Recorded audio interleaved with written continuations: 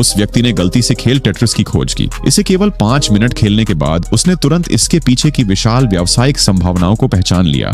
यह जानने के बाद कि खेल अभी तक जापान में जारी नहीं हुआ था, हैंक ने जल्दी से $20,000 खर्च करके जापान के लिए वितरण अधिकार खरीद लिए। फिर वह खेल का डेमो लेकर सीधे निंटेंडो के मुख्यालय गए, जहां उन्होंने इसे निंटेंडो के अध्यक्ष हिरोशी यामाउची को व्यक्तिगत रूप से सिफारिश की। खेल को आजमाने के बाद यामाउची बेहद प्रभावित हुए और पूरे अधिकार खरीदने के लिए $5 लाख की पेशकश की। हालांकि हैंक ने इस प्रस्ताव को सिरे से खारिज कर दिया। उसके पास बड़े सपने थे। वह निंटेंडो के साथ मिलकर गेम को सह प्रकाशित करना चाहता था, लेकिन निंटेंडो ने हमेशा केवल अपने ही गेम जारी किए थे और कभी भी बाहरी पार्टी के साथ सहयोग नहीं किया था। हैंक ने यामाउची को मनाने के लिए अपनी प्रभावशाली क्षमताओं का उपयोग करना शुरू किया। उन्होंने तर्क दिया कि सहयोग एक जीत-जीत स्थिति होगी, जैसे मारियो के पास लुइगी है और जेल्डा के पास लिंक। उसकी चतुर उपमा ने यामाउची को सफलतापूर्वक मना लिया और निंटेंडो ने अंततः उसके साथ मिलकर खेल जारी करने के लिए सहमति व्यक्त की। यामाउची ने हैंक से पहले 2 लाख गेम कार्ट्रिज बनाने के लिए कहा, जो फिर निंटेंडो के लेबल के तहत बेचे जाएंगे। हैंक ने तुरंत अपने साझेदार बैंक प्रबंधक से $3 मिलियन के आरण के लिए आवेदन किया। $2 मिलियन निंटेंडो कार्ट्रिज बनाने के लिए और $1 मिलियन खेल के आर्केड संस्करण बनाने के लिए, जिससे स्थिर नकदी प्रवाह सुनिश्चित हो सके।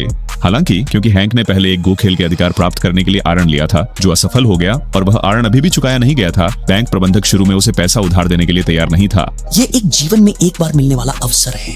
एडी निंटेंडो मुझे प्रकाशक बनने दे रहा है। निंटेंडो ये पैसे छापने का लाइसेंस है।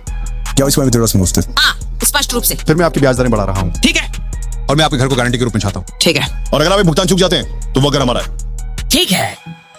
जब वह घर लौटे, हैंक ने अपनी पत्नी को बंधक के दस्तावेज दिखाए। वह बेहद चिंतित थी, क्योंकि अगर कुछ भी गलत हुआ तो वे अपना घर खो देंगे। लेकिन हैंक ने उनसे ध्यान से सुनने के लिए कहा। यह घर कब इतना शांत था? उनके 2 बच्चे पूरी तरह से टेट्रिस खेलते हुए मग्न थे। यही सबूत था जिसकी उसे जरूरत थी। इस खेल में अचूक आकर्षण था और यह उसकी कंपनी के जीवित रहने का मौका था। जैसे ही चीजें बदलने लगी, मीडिया कंपनी जिसने मूल रूप से उसे अधिकार बेचे थे, अचानक अपने वादे से मुकर गई। उन्होंने टेट्रिस के आर्केड अधिकारों को अलग कर दिया और उन्हें निंटेंडो के प्रतिद्वंद्वी सेगा को ऊंची कीमत पर बेच दिया। हालांकि हैंक बहुत गुस्से में था, लेकिन वह कुछ नहीं कर सकता था। तुम मुझे कंगाल कर दोगे। क्या आप पीसी और वीडियो गेम चाहते हैं या नहीं? हाँ। यही मैंने सोचा था। एक बार फिर उनकी कंपनी संकट के कगार पर थी। हैंक यामाउची के पास लौटे और निंटेंडो को पहला पूरा कार्ट्रिज प्रस्तुत किया। फिर अपने तरीके से उन्होंने उस संकट को समझाया जिसका वह सामना कर रहे थे। बात ये है, यामाउची सान, केविन मैक्सवेल ने मुझ पर पिरान्हा प्लांट खींच लिया। उसने मेरे आर्केड अधिकारों से मुकर गया और मुझे जीवित रहने के लिए वास्तव में एक मशरूम की जरूरत है। उन्होंने पूछा कि क्या निंटेंडो 2 लाख कार्ट्रिज के लिए अग्रिम भुगतान कर सकता है। यामाउची को इस युवा उद्यमी से लगाव हो गया और उन्होंने उसे निंटेंडो की सेटल शाखा में आने का निमंत्रण दिया, ये कहते हुए कि उसे वहां समाधान मिल सकता है। हैंक तुरंत निंटेंडो ऑफ अमेरिका के लिए उड़ान भर गए। गोपनीयता समझौतों की एक श्रृंखला पर हस्ताक्षर करने के बाद एक क्रांतिकारी इलेक्ट्रॉनिक उत्पाद उसकी आंखों के सामने प्रकट हुआ। निंटेंडो का पहला handheld console, game boy. Nintendo ने मूल रूप से इसे मारियो के साथ बंडल करने की योजना बनाई थी, लेकिन हैंक के पास एक बेहतर विचार था। उसने अपना उपकरण निकाला और हैंडहेल्ड पर टेट्रिस लोड किया ताकि वे इसे आजमा सकें। महाशय, अगर आप कुछ लाख गेम बॉय छोटे बच्चों को बेचना चाहते हैं तो उन्हें मारियो के साथ पैकेज करें। लेकिन अगर आप दुनिया भर में हर किसी को, युवा और बूढ़े, लाखों गेम बॉय बेचना चाहते हैं, टेट्रिस के साथ पैकेज करें।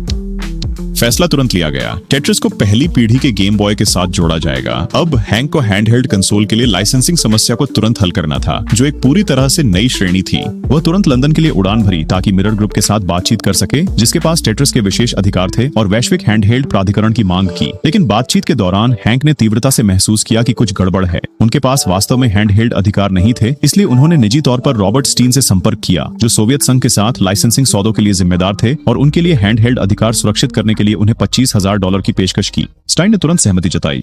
हालांकि हैंक के जापान लौटने के तुरंत बाद निंटेंडो ऑफ अमेरिका ने उन्हें चौंकाने वाली खबर दी। स्टाइन निंटेंडो के प्रतिद्वंद्वी अटारी को हैंडहेल्ड अधिकार $59,000 में बेचने की कोशिश कर रहे थे। और भी बुरा यह था कि अटारी एक हैंडहेल्ड कंसोल जारी करने की तैयारी कर रहा था, जो गेम बॉय के समान था। अगर उन्होंने पहले बाजार पर कब्जा कर लिया तो निंटेंडो को अपार नुकसान होगा। 2 बार धोखा खाने के बाद हैंक ने एक निर्णायक निर्णय लिया। वह व्यक्तिगत रूप से सोवियत संघ की यात्रा करेंगे। उस समय संयुक्त राज्य अमेरिका और सोवियत संघ अभी भी शीत युद्ध में उलझे हुए थे। किसी ऐसे व्यक्ति के लिए जिसने अमेरिका में जीवन बिताया हो, वहां यात्रा करना बेहद खतरनाक था। जैसे ही हैंक उतरे, उनकी व्यक्तिगत जानकारी तुरंत केजीबी के हाथों में पहुंच गई।